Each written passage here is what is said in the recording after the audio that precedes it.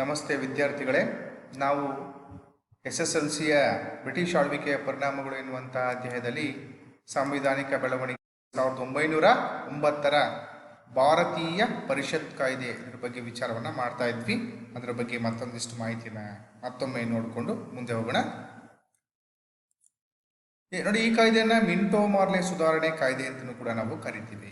ಯಾಕೆ ಮಿಂಟೋ ಮಾರ್ಲೆ ಅಂದರೆ ಇವರಿಬ್ಬರು ಕೂಡ ಅಧಿಕಾರಿಗಳು. ಯಾರು? ಮಿಂಟೋ ಮತ್ತು ಮಾರ್ಲೆ.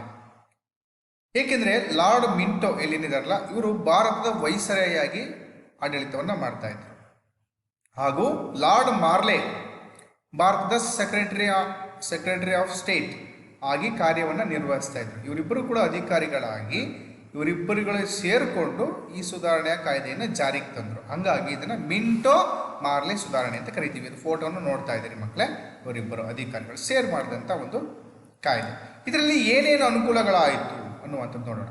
ಕೇಂದ್ರ ಶಾಸನ ಸಭೆ, ಏನೇ ಕರಿತೀವಲ್ಲಪ್ಪ, ಮಂತ್ರಿಮಂಡಲ ಶಾಸನ ಸಭೆ, ಓಕೆ, ಆ ಥರ ಆ ಶಾಸನ ಸಭೆಯ ಸದಸ್ಯರ ಸಂಖ್ಯೆಯನ್ನು 16ರಿಂದ 60ಕ್ಕೆ ಹೆಚ್ಚಿಸಲಾಯಿತು. ಇದರಿಂದ ಭಾರತೀಯರಿಗೂ ಕೂಡ ಒಂದು ಅಧಿಕಾರವನ್ನು ಪಡ್ಕೊಳ್ಳಿಕ್ಕೆ ಕೆಲವರಿಗೆ ಸಹಾಯಕ ಆಯಿತು. ನೋಡಿ, ಸಂಖ್ಯೆಯನ್ನು ಇನ್ನು ನಮಗೆ ನಡೀತದಲ್ಲ ಶಾಸನ ಸಭೆಗಳು, ಹಾಗೆ ಸೊ ಆ ಒಂದು ಸದಸ್ಯರ ಸಂಖ್ಯೆಯನ್ನು ಜಾಸ್ತಿ ಮಾಡಿದ್ರು. ಓಕೆ ಮಕ್ಕಳೇ, ಪ್ರಾಂತ್ಯಗಳಲ್ಲೂ ಕೂಡ ಶಾಸನ ಸಭೆಗಳ ಸದಸ್ಯರ ಸ್ಥಾನಗಳನ್ನು ಹೆಚ್ಚಿಸಲಾಯಿತು. ಬರೀ ಇಲ್ಲಷ್ಟೇ ಅಲ್ಲ, ಶಾಸನ ಸಭೆಯಲ್ಲಿ ಪ್ರಾಂತ್ಯಗಳ ಶಾಸನ ಸಭೆಗಳು, ಹೀಗೆ ನಮಗೆ ಕೇಂದ್ರ ಸರ್ಕಾರದಲ್ಲಿ ಶಾಸನ ಸಭೆ ಹೇಗಿರ್ತವೋ 2 ಸದನಗಳು, ಇಲ್ಲೂ ಕೂಡ ಈಗ ನಮ್ಮ ರಾಜ್ಯ ಸರ್ಕಾರದಲ್ಲಿ 2 ಸದನಗಳು ಬರ್ತವೆ. ಅದೇ ರೀತಿ ಇಲ್ಲೂ ಕೂಡ ಅಷ್ಟೇ, ಪ್ರಾಂತ್ಯಗಳಲ್ಲೂ ಇದ್ದಂತಹ ಶಾಸನ ಸಭೆಗಳ ಸದಸ್ಯರ ಸ್ಥಾನಗಳನ್ನು ಏನು ಮಾಡಿದ್ರು, ಅಲ್ಲೂ ಕೂಡ ಹೆಚ್ಚಿಗೆಯನ್ನು ಮಾಡಲಾಯಿತು. ಹೀಗಾಗಿ ಆ ಭಾಗದ ಜನರಿಗೆ, ಭಾರತೀಯ ಜನರಿಗೆ ಅಧಿಕಾರವನ್ನು ಮಾಡಲಿಕ್ಕೆ ಅನುಕೂಲ ಆಗ್ತಾ ಬಂತು ಅನ್ನುವಂಥದ್ದು. ಇದನ್ನು ನೆನ್ಪಿಟ್ಕೋಬೇಕು. ಹೇಗೆ ನಮಗೆ ಕೇಂದ್ರ ಸರ್ಕಾರ ರಾಜ್ಯ ಸರ್ಕಾರ ಹೇಗಿದೆಯೋ ಆಗ ಪ್ರಾಂತ್ಯಗಳು ಅಂತ ಅವಾಗ ಕರಿತಿದ್ವಿ. ಆ ಥರ ಮೊದಲ ಬಾರಿಗೆ ಚುನಾವಣೆಗಳ ಮೂಲಕ ಶಾಸನ ಸಭೆಗೆ ಆಯ್ಕೆಯಾಗಲು ಅವಕಾಶವನ್ನು ನೀಡಲಾಯಿತು. ಇದರಿಂದ ನಮಗೆ ಬಹಳಷ್ಟು ಜನರು ಭಾರತೀಯರು ಇದ್ದಿದ್ದರಿಂದ ಅಲ್ಲಿ ಚುನಾವಣೆಗಳಲ್ಲಿ ನಿಂತು ಜಯವನ್ನು ಸಾಧಿಸಿ ಅಧಿಕಾರವನ್ನು ಪಡ್ಕೊಳ್ಳಿಕ್ಕೆ ಏನಾಯಿತು, ಇದರಿಂದ ಅನುಕೂಲ ಆಯಿತು. ಓಕೆ ಮಕ್ಕಳೇ, ಸ್ವಲ್ಪ ಮಟ್ಟಿಗೆ ಅನುಕೂಲ ಆಯಿತು. ಓಕೆ, ಅದು ಮುಂದೆ ಆಯ್ತು ಸಂಪೂರ್ಣವಾಗಿ ಆಗುತ್ತೋ ಬಿಡುತ್ತೋ ಅದು ಮುಂದೆ ನಿಮ್ಗೆ ಗೊತ್ತಾಗ್ತಾ ಹೋಗುತ್ತೆ. ಸುಮ್ಮನೆ ಅದೊಂದು ಅವಕಾಶ, ಅದಕ್ಕೆ ಅವಕಾಶ ಮಾಡಿಕೊಡ್ಬೇಕಾಗಿತ್ತು, ಮಾಡಿಕೊಟ್ರು. ಬಟ್ ಏನೇ ಆಗಲಿ, ಇದರ ನೀತಿ ನಿಯಮಗಳು ನಮ್ಮ ಸಂವಿಧಾನಕ್ಕೆ ಅನುಕೂಲ ಕಟ್ಕೊಳ್ಳಿಕ್ಕೆ ಅನುಕೂಲ ಆಗಿತ್ತು ಅನ್ನುವಂಥದ್ದನ್ನು ನಾವು ಮರೆಯುವಾಗಿಲ್ಲ.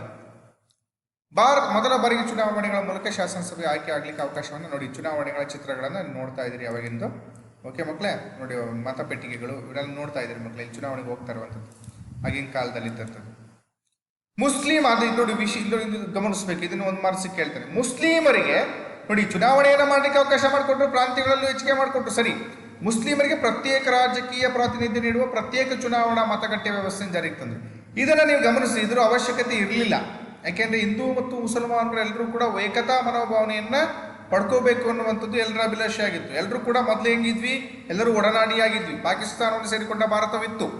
ಆದರೆ ಇಲ್ಲಿ ಮುಸ್ಲಿಮರು ಮತ್ತು ಹಿಂದೂಗಳಿಗೆ ಸಪರೇಟ್ ಆದಂಥ ವ್ಯವಸ್ಥೆಗಳನ್ನು ಮಾಡಿ ಮುಸ್ಲಿಮರನ್ನು ಹಿಂದೂಗಳಿಂದ ಒಡೆದು ಆಳುವ ನೀತಿಯ ಪ್ರಯತ್ನಗಳನ್ನು ಇಲ್ಲಿ ಮಾಡ್ತಾ ಬಂದರು. ಇಲ್ಲಿ ಅವಶ್ಯಕತೆ ಇದ್ದಿಲ್ಲ ಬೋಟ, ಆದರೆ ಇದನ್ನು ಮಾಡಿ ಒಡೆದಾಳುವ ನೀತಿಯನ್ನು ಜಾರಿಗೆ ತರಬೇಕು, ಮತ್ತೆ ನಮ್ಮಲ್ಲಿನೇ ಒಗ್ಗಟ್ಟನ್ನು ಮುರಿಬೇಕು ಎನ್ನುವಂಥ ಪ್ರಯತ್ನಗಳನ್ನ ಮಾಡ್ತಾ ಬಂದರು. ನೋಡಿ, ಮುಸ್ಲಿಮರಿಗೆ ಪ್ರತ್ಯೇಕ ಚುನಾವಣಾ ವ್ಯವಸ್ಥೆಯನ್ನು, ಮತಗಟ್ಟೆ ವ್ಯವಸ್ಥೆನ ಜಾರಿಗೆ ತರುವಂಥ ಪ್ರಯತ್ನಗಳನ್ನ ಮಾಡಿದ್ರು. ಹಿಂದೂಗಳು ಬೇರೆ, ಮುಸ್ಲಿಮರಿಗೆ ಸಪ್ರೇಟ್ ಅಂತ. ನೋಡಿ, ಮುಸ್ಲಿಮರಿಗೆ ಸಪ್ರೇಟು, ಅವರು ಹಿಂದೂಗಳ ಒಂದು ಚುನಾವಣೆ ಇದರಲ್ಲಿ ಭಾಗವಹಿಸುವಂತಿಲ್ಲ, ಇವರಲ್ಲಿ ಹಿಂದೂಗಳು ಭಾಗವಹಿಸಿ, ಈ ಥರದ ವ್ಯವಸ್ಥೆಯನ್ನು ಮಾಡಲಾಗಿದೆ. ಇದು ಎಲ್ಲ ಒಂದು ಕಡೆ ನೀವು ಗಮನಿಸಬೇಕು ಮಕ್ಕಳೇ. ಎಲ್ಲರೂ ಒಂದೇ ಚುನಾವಣಾ ಕ್ಷೇತ್ರ ಮಾಡಿ ಎಲ್ಲರೂ ಒಟ್ಟಾಗಿ ನಿಂತ್ಕೊಂಡಿದ್ರೆ ನಮ್ಮಲ್ಲಿ ಇನ್ನೂ ಭಾಗವಹಿಸುವಂಥವ್ರ ಸಂಖ್ಯೆ ಜಾಸ್ತಿ ಆಗಿ ನಮ್ಮಲ್ಲಿ ಒಗ್ಗಟ್ಟು ಬರ್ತಾ ಇತ್ತು, ರಾಷ್ಟ್ರಾಭಿಮಾನ ಮೂಡ್ತಾ ಇತ್ತು. ಅದರಲ್ಲಿ ನಮ್ಮಲ್ಲಿ ವಿಭಜನೆಯನ್ನು ಮಾಡಿ ನಮ್ಮಲ್ಲಿರುವಂಥ ಒಗ್ಗಟ್ಟನ್ನು, ಹೋರಾಟ ಮನೋಭಾವನೆಯನ್ನು, ರಾಷ್ಟ್ರೀಯತೆ ಮನೋಭಾವನೆಯನ್ನು ಮುರಿಯುವಂಥ ಪ್ರಯತ್ನಗಳು ಮಾಡಿತ್ತು. ಇಲ್ಲ ಒಂದು ಕಡೆ ಇದು ತೊಂದರೆಯನ್ನು ಮಾಡಲಿಕ್ಕೆ ಕಾರಣ ಆಯಿತು. ನೆಕ್ಸ್ಟ್ ನೋಡಿ, ಇದಷ್ಟು ನಮಗೆ ಅಷ್ಟು ಮಾಹಿತಿ ಅಂತ ತಿಳ್ಕೊಬೋದು. 1919ರ ಭಾರತೀಯ ಪರಿಷತ್ ಕಾಯ್ದೆ, ಇದು ವೆರಿ ಇಂಪಾರ್ಟೆಂಟ್ ಆಗಿರ್ತಕ್ಕಂಥದ್ದು. ಇದನ್ನು ಮ್ಯಾಂಟೆಗೋ-ಚೆಮ್ಸ್ಫರ್ಡ್ ಕಾಯ್ದೆ ಅಂತಲೂ ಕೂಡ ಕರಿತೇವೆ. ಓಕೆ ಮಕ್ಕಳೇ, ಮ್ಯಾಂಟೆಗೋ-ಚೆಮ್ಸ್ಫರ್ಡ್ ಕಾಯ್ದೆ ಅಂತ ಕರಿತೀವಿ. ನೋಡಿ, ಲಾರ್ಡ್ ಮ್ಯಾಂಟೆಗೋ ಇಲ್ಲಿ ಒಂದು ಅಧಿಕಾರಿಯನ್ನು ನೋಡ್ತಾ ಇದ್ದೀವಿ. ಇವರು ಚೆಮ್ಸ್ಫರ್ಡ್, ಮ್ಯಾಂಟೆಗೋ-ಚೆಮ್ಸ್ಫರ್ಡ್ ಅಂತ ಕರಿತೀವಿ. ಓಕೆ ಮಕ್ಕಳೇ, ಕೇಂದ್ರದಲ್ಲಿ ದ್ವಿಸದನ ಶಾಸಕಾಂಗ ರಚನೆಗೆ ಅವಕಾಶವನ್ನು ಮಾಡಿಕೊಡ್ತೀವಿ. ಇವೆಲ್ಲ ವೆರಿ ಇಂಪಾರ್ಟೆಂಟ್, ನೆನ್ಪಿಟ್ಕೊಳ್ಳಿ. ಈ ಥರದ ಪಾಯಿಂಟ್ಸನ್ನು ಕೇಳ್ತಿರ್ತಾರೆ. ದ್ವಿಸದನ ಶಾಸಕಾಂಗ ರಚನೆಗೆ ಅವಕಾಶವನ್ನು ಮಾಡಿಕೊಳ್ಳಾಯಿತು. ಈಗಲೂ ಕೂಡ ನಮಗೆ ಅದೇ ಸದನಗಳನ್ನು ಇಟ್ಕೊಂಡಿದ್ದೀವಿ ನೋಡಿ ಮಕ್ಕಳೇ, ಮೇಲ್ಮನೆ ಮತ್ತು ಕೆಳಮನೆ. ಅವುಗಳೆಂದರೆ ಶಾಸಕಾಂಗ ಸಭೆ, ಅದನ್ನು ಕೆಳಮನೆ ಅಂತ ಕರಿತೀವಿ. ರಾಜ್ಯಗಳ ಪರಿಷತ್ತು, ಅದನ್ನು ಮೇಲ್ಮನೆ. ಇವಾಗ ನಾವು ಲೋಕಸಭೆನೇ ಅಂತ ಕರಿತೀವಿ ಕೆಳಮನೆ, ಮತ್ತು ರಾಜ್ಯಸಭೆಯನ್ನು ಮೇಲ್ಮನೆ ಕರೆಯಲ್ವಾ. ಸೊ ಹಾಗೇನೆ ಶಾಸಕಾಂಗ ಸಭೆಯನ್ನು ಕೆಳಮನೆ, ಅವಾಗ ರಾಜ್ಯಗಳ ಪರಿಷತ್ತನ್ನ ಮೇಲ್ಮನೆ ಅಂತೇಳಿ ಅವಾಗ ಕರ್ಕೊಂಡ್ವಿ ಅದನ್ನು. ಓಕೆ ಮಕ್ಕಳೇ, ಇವಲ್ಲೂ ಕೂಡ ಅದೇ ರೀತಿಯ ವ್ಯವಸ್ಥೆಗಳನ್ನ ಸದನಗಳನ್ನ ಇಟ್ಕೊಂಡೇ ಮುಂದುವರಿತೀವಿ. ಕೇಂದ್ರದಲ್ಲೂ ಇದೆ ಮತ್ತು ರಾಜ್ಯದಲ್ಲೂ ಇದೆ. ರಾಜ್ಯದಲ್ಲಿ ಬಂದರೆ ನೋಡ್ರೆ ನಮಗೆ ವಿಧಾನಸಭೆ ಮತ್ತು ವಿಧಾನ ಪರಿಷತ್ ಇದೆ ಅಲ್ವಾ. ಸೊ ಅದೇ ರೀತಿ ಪ್ರಾಂತ್ಯಗಳಲ್ಲೂ ದ್ವಿಸರ್ಕಾರ ಪದ್ಧತಿಗೆ ಅವಕಾಶ ನೋಡಿ. ಅದು ಇಲ್ಲೂ ಕೂಡ ಅಷ್ಟೇ, ಇದೇ ಸೇಮ್. ಈಗ ನಾವು ಅದನ್ನು ಸ್ವಲ್ಪ ಹೆಸರನ್ನೇ ಚೇಂಜ್ ಮಾಡ್ಕೊಂಡಿದ್ದೀವಿ ಅಷ್ಟೇ. ಇನ್ನು ಪ್ರಾಂತ್ಯಗಳಲ್ಲಿ ದ್ವಿಸರ್ಕಾರ ಪದ್ಧತಿಗೆ ಅವಕಾಶವನ್ನು ಮಾಡ್ಕೊಂಡಿದ್ವಿ ನೋಡಿ. ಅದೇ ರೀತಿ ಇಲ್ಲೂ ಕೂಡ ಅಷ್ಟೇ. ಭಾರತಕ್ಕೆ ಒಬ್ಬ ಹೈ ಕಮಿಷನರ್ ನೇಮಕ ಮಾಡಲಿ. ವೆರಿ ವೆರಿ ಇಂಪಾರ್ಟೆಂಟ್, ನೆನಪಿಟ್ಕೊಳ್ಳಿ, ಇದನ್ನು ಕೇಳ್ತಾನೆ. ಹೈ ಕಮಿಷನರ್ ನೇಮಕ ಮಾಡಲಾಯಿತು. ಹೈ ಕಮಿಷನರ್ ಅಂತ ಹೊಸ ಹುದ್ದೆಯನ್ನು ನೇಮಕ ಭಾರತಕ್ಕೆ ಒಂದು ಅವಕಾಶವನ್ನು ಮಾಡಿಕೊಟ್ರು. ಹೈ ಕಮಿಷನರ್ ಹುದ್ದೆಯನ್ನು ನೇಮಕ ಮಾಡಲಾಯಿತು. ಅಲ್ಲಿ ನೋಡಿ ಕಾಣಿಸ್ತಾರೆ, ಫೋಟೋ ಹೋಯ್ತಲ್ವ ಮಕ್ಕಳೇ, ಅಲ್ಲಿ ಅದು ನೋಡ್ತಾ ಇದ್ದೀವಿ. ನೆಕ್ಸ್ಟ್, ಸ್ವಯಂ ಆಡಳಿತವುಳ್ಳ ಸ್ಥಳೀಯ ಸಂಸ್ಥೆಗಳ ಅಭಿವೃದ್ಧಿಗೆ ಭರವಸೆ ನೋಡಿ. ಸ್ಥಳೀಯ ಸಂಸ್ಥೆಗಳ ಅಭಿವೃದ್ಧಿಗೆ ಭರವಸೆಯನ್ನು ಕೂಡ ಇಲ್ಲಿ ಸ್ವಯಂ ಆಡಳಿತವುಳ್ಳಂತ ನಿಮ್ಮದೇ ಆದಂಥ ಆಡಳಿತವನ್ನು ಅಲ್ಲಿ ಮಾಡ್ಬೋದು ಅಂತ ಸಂಸ್ಥೆಗಳನ್ನ ನಿಂತು ಅಲ್ಲೇ ಎಲೆಕ್ಷನ್ ನಿಂತ್ಬಿಟ್ಟು ಗೆದ್ದು ಆಡಳಿತವನ್ನು ನಿಮ್ಮದೇ ಆಡಳಿತವನ್ನು ಅಲ್ಲಿ ಮುಂದುವರಿಸ್ಕೊಳ್ಳಿಕ್ಕೆ, ನಿಮ್ಮದೇ ಅಧಿಕಾರವನ್ನು ಮುಂದುವರಿಸ್ಕೊಳ್ಳಿ ವ್ಯವಸ್ಥೆಗಳನ್ನ ಮಾಡಿಕೊಡ್ತೀವಿ ಆದಷ್ಟು ಬೇಗ ಅಂತೇಳಿ ಭರವಸೆಯನ್ನು ನೀಡಲಾಯಿತು. ಆಮೇಲೆ ಕೇಂದ್ರ ಬಜೆಟ್ನಿಂದ ಪ್ರಾಂತ್ಯಗಳ ಬಜೆಟನ್ನು ಬೇರ್ಪಡಿಸಲಾಯಿತು. ಪ್ರಾಂತ್ಯಗಳೇ ಬೇರೆ ಬಜೆಟ್, ಕೇಂದ್ರಗಳೇ ಬೇರೆ ಬಜೆಟ್ ಅಂತ ಡಿವೈಡನ್ನು ಮಾಡಿದ್ರು. ಈಗಲೂ ಕೂಡ ಅದೇ ಮಾಡಿರೋದು. ಕೇಂದ್ರ ಬಜೆಟೇ ಬೇರೆ ನಡೆಯುತ್ತೆ, ಪ್ರತಿ ವರ್ಷ ರಾಜ್ಯ ಸರ್ಕಾರದ ಬಜೆಟೇ ಬೇರೆ ಇರುತ್ತಲ್ವಾ. ಸೊ ಅದೇ ರೀತಿ ಇಲ್ಲಿ ಕೂಡ ನೋಡಿ, ಎಲ್ಲವನ್ನೂ ನಾವೇನು ಮಾಡಿದ್ದೀವಿ, ಅದೇ ಯಥಾವತ್ತಾಗಿ ನಾವು ಸಂವಿಧಾನದಲ್ಲಿ ಅಳವಡಿಸ್ಕೊಂಡು ಆ ಸಂವಿಧಾನದ ನಿಯಮಗಳ ಮೂಲಕನೇ ಈಗಲೂ ಏನು ಮಾಡ್ತಿದ್ದೀವಿ, ಆಡಳಿತ ಮಾಡ್ತಿದ್ವಿ ಅಲ್ವಾ ಮಕ್ಕಳೇ. ಅದಕ್ಕೆ ಹೇಳಿದ್ದಾನು ಇದನ್ನು ಸಂವಿಧಾನಿಕ ಬೆಳವಣಿಗೆಯಲ್ಲಿ ಕೆಲವೊಂದು ಅಂಶಗಳು ಭಾಳಷ್ಟು ಮುಖ್ಯ ಆದವು ಅಂತ. ಓಕೆ ಮಕ್ಕಳೇ, ಎಸ್. ಬಜೆಟ್ ಅಂದರೆ ಅದು ಹಣಕಾಸಿನ ಒಂದು ಖರ್ಚು ವೆಚ್ಚಗಳ ಪಟ್ಟಿ. ಪ್ರತ್ಯೇಕ ಚುನಾವಣಾ ಮತಗಟ್ಟೆ ವ್ಯವಸ್ಥೆಯನ್ನು ಮುಸ್ಲಿಂ, ಸಿಖ್, ಆಂಗ್ಲೋ ಭಾರತೀಯರು ಮತ್ತು ಯುರೋಪಿಯನ್ನರಿಗೆ ವಿಸ್ತರಿಸಲಾಯಿತು. ನೋಡಿ, ಬರೀ ಮುಸ್ಲಿಮರಿಗೆ ಮೊದಲು ಕೊಟ್ಟಿದ್ರು, ನೋಡಿ ಮತ್ತಿಲ್ಲದೆ ಏನಾಯಿತು, ವಾಡದಾಳುವ ನೀತಿ. ಇಷ್ಟೆಲ್ಲ ಮಾಡಿದ್ರು ನೋಡಿ. ಇಲ್ಲಿ ಮತ್ತೆ ಮುಸ್ಲಿಂ, ಸಿಖ್, ಆಂಗ್ಲೋ ಭಾರತೀಯರು, ಯುರೋಪಿಯನ್ನರಿಗೂ ವಿಸ್ತರಿಸಲಾಯಿತು. ಈಗ ಇದುವರೆಗೂ ಬರೀ ಹಿಂದೂ ಮುಸ್ಲಿಮ್ಸ್ಗೆ ಅಷ್ಟೇ ಇತ್ತು. ಈಗ ಸಿಖ್ಕರು, ಆಂಗ್ಲೋ ಭಾರತೀಯರು ಮತ್ತು ಯುರೋಪಿಯನ್ನರಿಗೂ ಅಷ್ಟರಿಗೂ ಕೂಡ ಈ ಥರದ ಅವಕಾಶ ಮಾಡಿಕೊಟ್ರು. ಹಿಂದೂಗಳು ಮಾತ್ರ ಹಿಂದೂಗಳಾಗಿ ಅಲ್ಲಿ ಚುನಾವಣೆಗೆ ಇರಬೇಕಾಗಿತ್ತು ಅಂತ. ಇದು ಮತ್ತು ಒಡೆದಾಳುವ ನೀತಿಯನ್ನು ಇದು ಮಾಡ್ತಾ ಬಂದರು. ಒಟ್ಟಾರೆ ಇಷ್ಟು ಅಂಶಗಳನ್ನು ನಾವು ಮುಖ್ಯವಾಗಿ ಗಮನಿಸಬೇಕಾಗತ್ತೆ ಭಾರತೀಯ ಪರಿಷತ್ ಕಾಯ್ದೆಯಲ್ಲಿ. ಇದು ನೆನಪಿಟ್ಕೊಳ್ಳಿ. ಬಟ್ ಇದು ಕೂಡ ಭಾಳ ತುಂಬ ಇಂಪಾರ್ಟೆಂಟ್. 1909, 19 ಮತ್ತು 35 ಕಾಯ್ದೆಗಳು ವೆರಿ ಇಂಪಾರ್ಟೆಂಟ್, ನೆನಪಿಟ್ಕೊಳ್ಳಿ, ವೆರಿ ವೆರಿ ಇಂಪಾರ್ಟೆಂಟ್. ಭಾರತ ಸಂವಿಧಾನ ರಚನೆಗೆ ಈ ಕಾಯ್ದೆಯು ಬುನಾದಿಯಾಗಿದೆ. Very important, ನೆನಪಿಟ್ಕೊಳ್ಳಿ. ಭಾರತದ ರಚನೆಗೆ, ಭಾರತೀಯ ಸಂವಿಧಾನ ರಚನೆಗೆ ಅತ್ಯಂತ ಭದ್ರ ಬುನಾದಿಯನ್ನು ಕೊಟ್ಟಂಥ ಕಾಯ್ದೆ. ಈ ಕಾಯ್ದೆಯು ರೂಪುಗೊಳ್ಳಲು ಮೋತಿಲಾಲ್ ನೆಹರೂರವರ ಅಧ್ಯಕ್ಷತೆಯಲ್ಲಿ ತಯಾರಾದ 1928ರ ವರದಿಯು ಬಹಳಷ್ಟು ಮುಖ್ಯ ಆಗಿದೆ. ಆ ವರದಿಯ ನಿಯಮಗಳ ಅನುಸಾರವಾಗಿ, ಆ ನಿಯಮಗಳಲ್ಲಿ ಏನೇನು ಅಲ್ಲಿ ವರದಿಯಲ್ಲಿ ಬರೆದಿದ್ರು ಅದಕ್ಕೆ ತಕ್ಕಂತೆ ಕೆಲವೊಂದು ಅನುಕೂಲಗಳನ್ನು ಮಾಡಿಕೊಡುವ ಉದ್ದೇಶದಿಂದ ಈ ಕಾಯ್ದೆಯನ್ನು ಜಾರಿಗೆ ತರ್ತಾರೆ. ನೆನಪಿಟ್ಕೊಳ್ಳಿ. ಮೋತಿಲಾಲ್ ನೆಹರು ನಿಮ್ಗೆ 9ನೇ ಕ್ಲಾಸ್ ತರಗತಿಯಲ್ಲಿ ನಮ್ಮ ಸಂವಿಧಾನಿಕ ಬೆಳವಣಿಗೆ ಪಾಠದಲ್ಲಿ ಹೇಳಿದ್ದೇನೆ. ಸಂವಿಧಾನಿಕ ಬಹುತೇಕ ಅಂಶಗಳು ಈ ಕಾಯ್ದೆಯನ್ನೇ ಆಧರಿಸಿ ರಚಿಸಲಾಗಿದೆ. ಅದರಷ್ಟು ಮುಖ್ಯವಾದಂಥ ಅಂಶಗಳು ಈ ಕಾಯ್ದೆಯಲ್ಲಿದೆ. ಈ ಕಾಯ್ದೆಯು ಭಾರತಕ್ಕೆ ಸಂಪೂರ್ಣ ಜವಾಬ್ದಾರಿಯುತ ಸರ್ಕಾರವನ್ನು ರಚಿಸಲು ಅವಕಾಶವನ್ನು ನೀಡಿತು. ನಿಮ್ಮದೇ ಆದಂಥ ಸಂಪೂರ್ಣ ಜವಾಬ್ದಾರಿಯುತ ಸರ್ಕಾರವನ್ನು ರಚನೆ ಮಾಡಲಿಕ್ಕೆ ಅವಕಾಶವನ್ನು ಮಾಡಿಕೊಡ್ತೀವಿ ಅಂತೇಳಿ ವ್ಯವಸ್ಥೆಯನ್ನು ಮಾಡಿಕೊಟ್ರು ಬ್ರಿಟಿಷ್. ನೋಡಿ,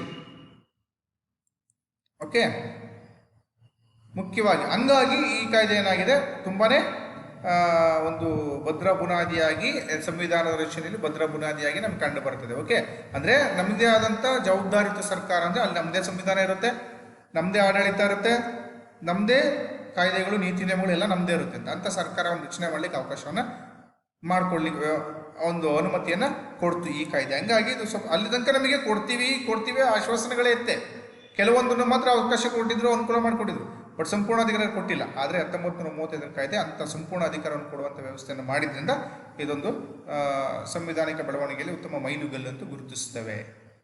ನೋಡಿ, ಏನೇನು ಅಂಶಗಳು. ಬ್ರಿಟಿಷ್ ಪ್ರಾಂತ್ಯಗಳ ದೇಶೀಯ ಸಂಸ್ಥಾನಗಳು ಹಾಗೂ ಆಶ್ರಿತ ರಾಜರನ್ನೊಳಗೊಂಡಂಥ ಅಖಿಲ ಭಾರತ ಒಕ್ಕೂಟವನ್ನು ರಚಿಸಲು ಅವಕಾಶವನ್ನು, ಎಲ್ಲರೂ ಸೇರಿದಂಥ ಒಕ್ಕೂಟ ರಾಜರನ್ನೊಳಗೊಂಡಂಥ ಅಖಿಲ ಭಾರತ ಒಕ್ಕೂಟವನ್ನು ರಚಿಸಲಿಕ್ಕೆ ಅವಕಾಶವನ್ನು ಮಾಡಿಕೊಡ್ತು.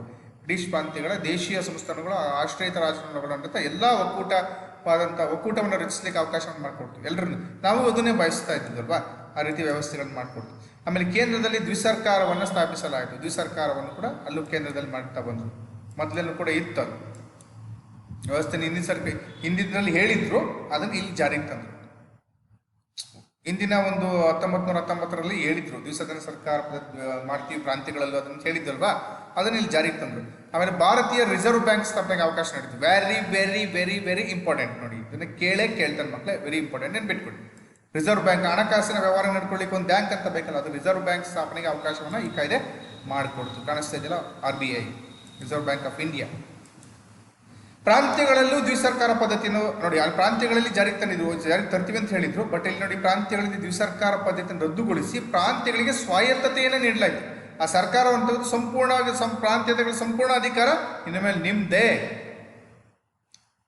ಅಲ್ಲೆಲ್ಲ ಅಧಿಕಾರವನ್ನು ನೀವೇ ಮಾಡಲಿಕ್ಕೆ ಅವಕಾಶ ಮಾಡಿಕೊಡ್ತೀವಿ ಅಂತೇಳಿ ಆ ಪ್ರಾಂತ್ಯಗಳ ದ್ವಿಸರ್ಕಾರ ಪದ್ಧತಿಯನ್ನು ರದ್ದುಗೊಳಿಸಿ ಪ್ರಾಂತ್ಯಗಳಿಗೆ ಸ್ವಾಯತ್ತತೆಯನ್ನು ಕೊಟ್ಬಿಡು. ನಿಮ್ಮ ಪ್ರಾಂತ್ಯ ಜವಾಬ್ದಾರಿ ಸಂಪೂರ್ಣ ನಿಮ್ಮದೇ, ಅಲ್ಲಿ ನಿಮ್ಮದೇ ಆಡಳಿತ, ನೀವು ಎಲೆಕ್ಷನ್ ನಿಂತ್ಕೊಳ್ಳಿ, ಗೆಲ್ಲಿ, ಅಲ್ಲಿ ಆಡಳಿತವನ್ನು ನೀವೇ ಮುಂದುವರಿಸ್ಕೊಂಡು ಹೋಗಿ ಅಂತ ವ್ಯವಸ್ಥೆ ಮಾಡಿಕೊಟ್ರು. ಆಮೇಲೆ ಭಾರತದಲ್ಲಿ ಫೆಡರಲ್ ಕೋರ್ಟ್ ಸ್ಥಾಪನೆಗೆ ಅವಕಾಶವನ್ನು ನೀಡಿತು. ವೆರಿ ಇಂಪಾರ್ಟೆಂಟ್, ಈ ಥರದನ್ನು ಕೇಳೋದು. ಸುಪ್ರೀಂ ಕೋರ್ಟ್ ನೋಡಿ, ರಿಸರ್ವ್ ಬ್ಯಾಂಕ್ ಸ್ಥಾಪನೆಗೆ ಅವಕಾಶ ಕೊಡ್ತು, ಫೆಡರಲ್ ಕೋರ್ಟ್ ಸ್ಥಾಪನೆಗೆ ಅವಕಾಶವನ್ನು ಮಾಡಿಕೊಡ್ತು. ಇದು ವೆರಿ ಇಂಪಾರ್ಟೆಂಟ್, ಫೆಡರಲ್ ಕೋರ್ಟ್ ನಡ್ಕೊಳ್ಳಿ.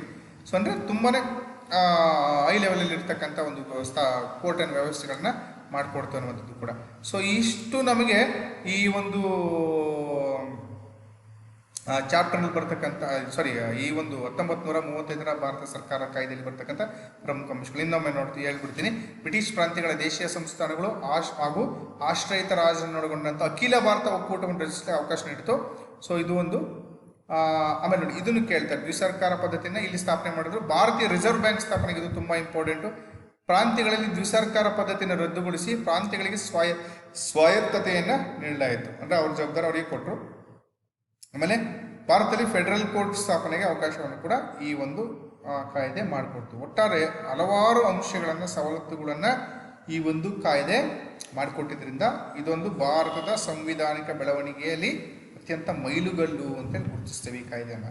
ಇಷ್ಟು ನಮಗೆ ವಿಚಾರವನ್ನು ಈ ಒಂದು ಕಾಯ್ದೆ. ಒಟ್ಟಾರೆ ಸಾಂವಿಧಾನಿಕ ಬೆಳವಣಿಗೆಯನ್ನು ನೋಡಿದಾಗ ಅನೇಕ ಕಾಯ್ದೆಗಳು ಒಂದೊಂದು ವಿಚಾರವನ್ನು ತಿಳಿಸ್ತಾ ಬಂದರು. ಆ ಬರ್ತಕ್ಕಂಥ ಕಾಯ್ದೆಯಲ್ಲಿನ ಕೆಲವೊಂದು ಅಂಶಗಳನ್ನು ಇಟ್ಕೊಂಡೆ ನಾವು ಇವತ್ತು ನಮ್ಮದೇ ಆದಂಥ ಸಂವಿಧಾನವನ್ನು ಕಟ್ಕೊಂಡಿದ್ದೀವಿ. ಅದರ ಜೊತೆಗೆ, ಇವುಗಳ ಜೊತೆಗೆ ಇನ್ನೂ ಬೇರೆ ಬೇರೆ ರಾಷ್ಟ್ರಗಳ 9ನೇ ಕ್ಲಾಸನ್ನು ಆಲ್ರೆಡಿ ಹೇಳ್ಬಿಟ್ಟಿದ್ದೀನಿ, ಬೇರೆ ಬೇರೆ ರಾಷ್ಟ್ರಗಳ ಒಂದು ವಿಷಯಗಳನ್ನು, ಅಲ್ಲಿನ ಸಂವಿಧಾನದಲ್ಲಿರ್ತಕ್ಕಂಥ ಒಳ್ಳೆಯ ಅಂಶಗಳನ್ನು ಕೂಡ ಎತ್ಕೊಂಡು ಅದನ್ನು ನಮಗೆ ಸಂವಿಧಾನಕ್ಕೆ ಸೇರಿಸಿಕೊಂಡು ನಮ್ಮದೇ ಆದಂಥ ಸಂವಿಧಾನ ಕಟ್ಟಿಕೊಂಡು ಆಡಳಿತವನ್ನು ಈಗ ಪ್ರೆಸೆಂಟ್ ಮಾಡ್ತಾ ಇದ್ದೀವಿ.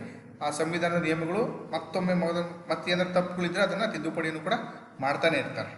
ಓಕೆ, ಸೊ ಹೀಗೆ ನಮ್ಮ ಸಂವಿಧಾನಿಕ ಬೆಳವಣಿಗೆಗೆ ಆಯಿತು. ಒಟ್ಟಾರೆ ಈ ಒಂದು ಚಾಪ್ಟರ್ನಲ್ಲಿ ಬ್ರಿಟಿಷ್ ಆಳ್ವಿಕೆಯ ಸಂದರ್ಭದಲ್ಲಿ ಏನು ಭಾರತದಾದ್ಯಂತ ಆಧಿಪತ್ಯವನ್ನು ಸ್ಥಾಪಿಸಿ ಆಧಿಪತ್ಯ ಸ್ಥಾಪಿಸಿದ ಕಡೆಯಲ್ಲೆಲ್ಲ ಆಡಳಿತವನ್ನು ಮಾಡ್ತಾ ಬಂದರೆ ಹೊಸ ಪೊಲೀಸ್ ವ್ಯವಸ್ಥೆ ಆಗಿರ್ಬೋದು, ಮತ್ತು ನ್ಯಾಯಾಂಗ ವ್ಯವಸ್ಥೆ ಆಗಿರ್ಬೋದು,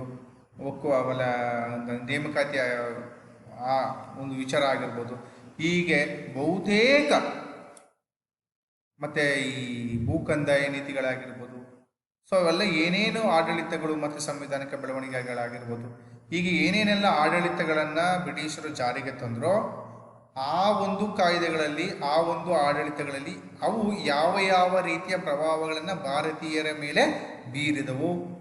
ಸೊ ಈ ಥರದ್ದೆಲ್ಲ ರೀತಿಯ ಅಂಶಗಳನ್ನು ಕೂಡ ನಾವು ಈ ಒಂದು ಚಾಪ್ಟರ್ನಲ್ಲಿ ಗುರುತಿಸ್ತೇವೆ. ಅದರಲ್ಲೂ ಮತ್ತು ನಮ್ಮ ಸಂವಿಧಾನಿಕ ಬೆಳವಣಿಗೆ ಅಂದರೆ ವೆರಿ ಇಂಪಾರ್ಟೆಂಟು. ಇಲ್ಲಿ 2ರಿಂದ 3 ಮಾರ್ಕ್ಸ್ ಕೇಳುವಂಥ ಚಾನ್ಸಸ್ ತುಂಬಾ ಇರುತ್ತೆ. ಈ ಸಂವಿಧಾನಿಕ ಬೆಳವಣಿಗೆ ನೋಡೋಣ. ಅದರಲ್ಲೂ ವೆರಿ ಇಂಪಾರ್ಟೆಂಟ್ ಆಗಿರ್ತಕ್ಕಂಥದ್ದು 1909, 1773 ರೆಗ್ಯುಲೇಟಿಂಗ್ ಆ್ಯಕ್ಟ್ ಆಗಿರ್ಬೋದು, ಆಮೇಲೆ 1909 ಕಾಯ್ದೆ ಆಗಿರ್ಬೋದು, 1919 ಕಾಯ್ದೆ ಆಗಿರ್ಬೋದು, ಮತ್ತು 1935 ಕಾಯ್ದೆ. ಇವಿಷ್ಟನ್ನು ತುಂಬಾ ಮುಖ್ಯವಾಗಿರ್ತಕ್ಕಂಥವು. ಇವನ್ನ ಫಸ್ಟ್ ನೀವು ಮುಖ್ಯವಾಗಿ ನೋಡ್ಕೊಳ್ಬೇಕಾಗತ್ತೆ ಮಕ್ಕಳೇ. ಓಕೆ, ಇಷ್ಟನ್ನು ಫಸ್ಟ್ ನೋಡ್ಕೊಳ್ಳಿ. ಅದರ ಆದಮೇಲೆ ಇನ್ನುಳಿದಂಥವನ್ನ ನೀವು ನೋಡ್ಕೋಬೇಕಾಗತ್ತೆ. ಇದರಲ್ಲಿ ಜಾಸ್ತಿ ಬಹುತೇಕ ಕೇಳೋದು. ಅದರಲ್ಲೂ ಕೂಡ 1 ಮಾರ್ಕ್ಸ್ಗೆ ಆದ್ರೂ ಕೇಳ್ತಾನೆ ಅಂತಲೂ ಕೂಡ ಹೇಳಿದ್ದೇನೆ, ಅದನ್ನು ಹೆಚ್ಚು ಗಮನ ಹರಿಸಿ. ಒಟ್ಟು ಇಷ್ಟು ನಮಗೆ ಈ ಚಾಪ್ಟರ್ನಲ್ಲಿ ಬರ್ತಕ್ಕಂಥ ಪ್ರಮುಖ ಅಂಶಗಳನ್ನು ಗಮನಿಸಿದ್ದೇವೆ. ಇದರಲ್ಲಿ ಸಂಬಂಧಪಟ್ಟಂಥ ಕೆಲವೊಂದು ಕ್ವಶನ್ಗಳನ್ನು ಕೊಡ್ತೀನಿ, ಮನೇಲಿ ಬರ್ಕೊಂಬನ್ನಿ. 1909 ಕಾಯ್ದೆಯ ನಿಯಮಗಳನ್ನು ತಿಳಿಸಿ. ಓಕೆ, ನೆಕ್ಸ್ಟ್ 1919 ಕಾಯ್ದೆಯ ಪ್ರಮುಖ ಅಂಶಗಳೇನು? ನಂತರ 1935 ಕಾಯ್ದೆಯು ಭಾರತದ ಸಂವಿಧಾನಿಕ ಬೆಳವಣಿಗೆಯಲ್ಲಿ ಒಂದು ಮೈಲುಗಲ್ಲು, ಇದನ್ನು ಸ್ಪಷ್ಟೀಕರಿಸಿ. ಬರ್ಕೊಂಡಿದ್ರಿ? 1935 ಭಾರತ ಸರ್ಕಾರ ಕಾಯ್ದೆಯು ಸಂವಿಧಾನಿಕ ಬೆಳವಣಿಗೆಯಲ್ಲಿ ಒಂದು ಮೈಲುಗಲ್ಲು, ಇದನ್ನು ಸ್ಪಷ್ಟೀಕರಿಸಿ. ಸೊ ಇಷ್ಟು ಮಾಹಿತಿಗಳನ್ನು ನೀವು ಮನೆ ಕೆಲಸಕ್ಕೆ ಬರ್ಕೊಂಬರ್ಬೇಕು.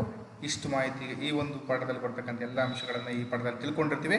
ಇದುವರೆಗೂ ಅಭ್ಯಾಸ ಮಾಡಿದ ಎಲ್ಲರಿಗೂ ಕೂಡ ಧನ್ಯವಾದಗಳು. ಈ ಪಾಠವನ್ನು ಮುಗಿಸ್ತಾ ಇದ್ದೀನಿ. ಧನ್ಯವಾದಗಳು.